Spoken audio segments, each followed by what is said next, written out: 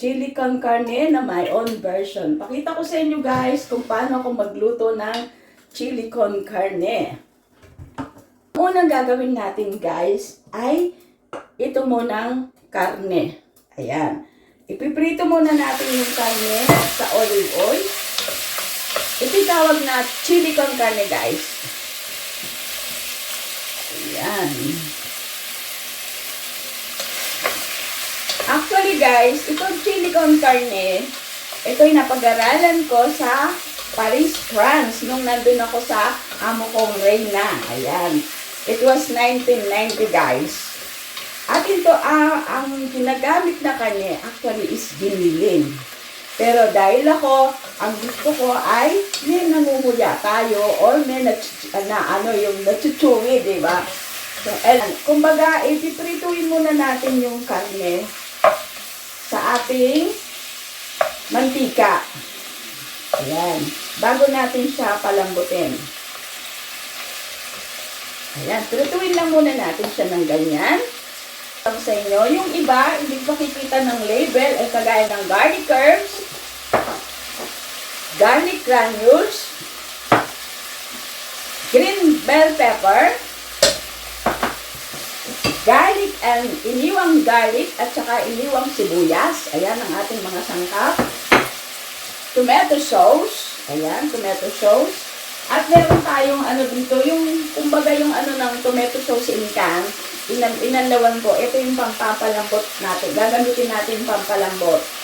At meron tayong siyempre black pepper. Yung 2 cans of red kidney. Ayan, ang mga sangkap natin dito sa ating chili con carne. Kailangan kasi guys, palambutin muna natin yung yung karne bago natin ilagay yung red bell pepper, kidney beans kasi luto na yung kidney beans natin. Yung sibuyas at bawang, nakalimutan ko yun, yung video ko.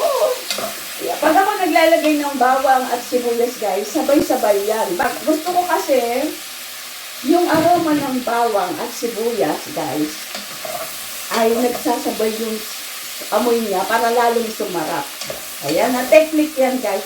Kasi di ba pag inuuna mo yung bawang at masusunog na yung bawang bago yung sibuyas. Well, so the best, sabay mo na siya para parehas silang maluluto. Yun ang pinaka-technique doon.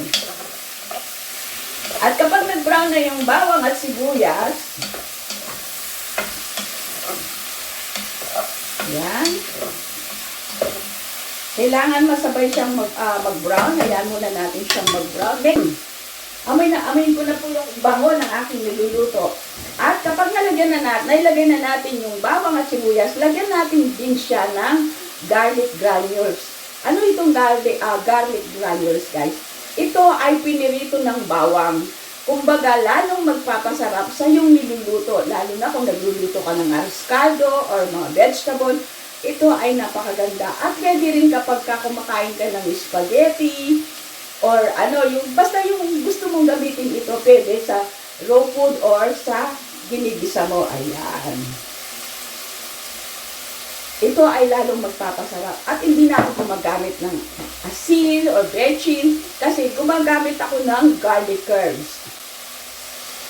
Ang garlic herbs, guys, ay kumpleto na. Nandyan na yung mga herbs, nandyan yung salt, nandyan na rin yung garlic granules as well, at lahat ng mga herbs ay nandito na. Dagdagan natin kasi lalagyan natin para hindi nalagyan ng asin. Ayan, mga 1 tablespoon lang dito ay okay na.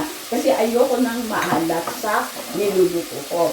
And then, ayan guys, para lumambot yung karne mo, siyempre, pakukuluan mo muna siya sa 1½ cup na water. Ito ay, nakikita nyo orange siya kasi yung can ng tomato sauce ay inanlawan ko para yung tomato sauce nandito. Ayan. Konting tubig lang at ayan muna natin siyang kumulo.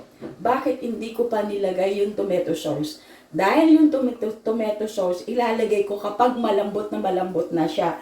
Kasi once na nilagay mo na yung tomato sauce niya, tuyo na yung iyong niluluto, hindi pa malambot ang karne. So, kailangan muna natin palambutin yung karne bago natin ilagay yung tomato sauce. So, and then now, cover the lid. Takpan muna natin siya. Magtataka kayo bakit may usok dito. Nagpapalambot ako ng pata ng baboy at saka yung pangalan nito, buntot ng baboy. Magluluto po ako ng kare-kare one day at a time, sweet Jesus. Hindi pa ako ngayon magluluto ng kare-kare. Maybe, after 3 days, maybe Sabado. Pero pinalalambot ko na ngayon. Pinagsasabay ko ng pinagluluto para po, yung consume ng kalan ko ay isa lang. So, palalambutin ko na tapos gagamitin ko yung soup. Ayan. Tingnan natin kung tuyo na siya, kung malambot na siya. Hindi pa rin malambot. Matigas pa rin. Maaga pa naman. 4:00 pa lang. Okay. Lalagay na natin yung sili, guys. Bell pepper, green bell pepper. At ilalagay natin yung tomato sauce. 1 cup of tomato sauce, guys.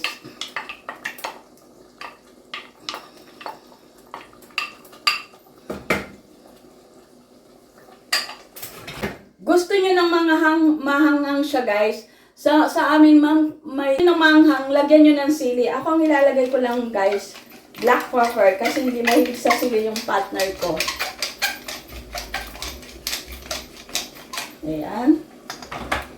At ilagay na rin natin yung ating red kidney beans. Ayan. Kala mo, daming kakain ito, no?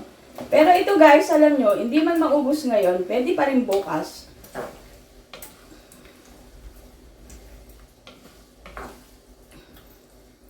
Ayan. And then, takpan mo siya uli. Ayan. At inaan mo lang ang apoy. Ayan. And now, guys, it's ready to serve our chili con carne, my own version. Ayan. This recipe, guys, is good for bread and rice. Ayan. At sigurado, guys, taob ang inyong lamesa or ang inyong kaldero pag ito ang inyong sinerve sa inyong pamilya. Anyway, thank you to all my subscribers. Thank you to all my followers. Thank you for your watching. Thank you to all my GC founders. Thank you also to my super chatters and to all my super thanks. Ayan. At to all my members, thank you very much. And to all my star senders in Facebook, thank you very much. Thanks to all my families and friends.